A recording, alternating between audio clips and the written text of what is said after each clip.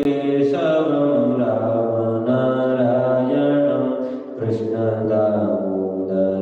वासुदेवं हरिं श्रीधरं माधवं गोपिकावल्लभं जानकीनायकं रामचन्द्रं भजे अच्युतं केशवं सत्यभामाधवं माधरं श्रीधरं राधिकाराधितं इन्दिरामन्दिरं चेतसा सुन्दरं देवकीनन्दनं नन्दनं सन्ददे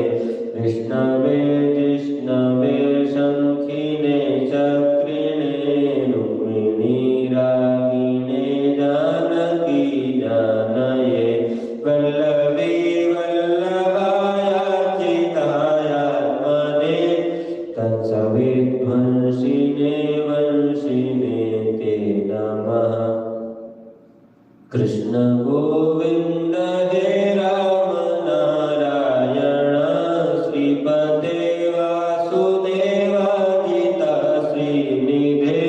अच्युतानन्त हे माधवाधोक्षज द्वारिकानायक द्रौपदी राक्षसक्षोभिता सीतया शोभितो दण्डकारण्यभो पुण्यताकारणः लक्ष्मणेनान्वितो वानरैः सेवितो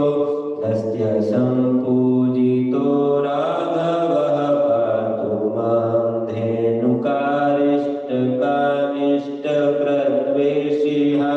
केशिः कंसरद्वंशिका वादका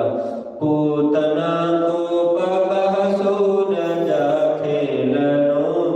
बालगोपालकः पातु मां सर्वदा विद्युदाद्युतवत्तत्प्रस्फुरद्वाससं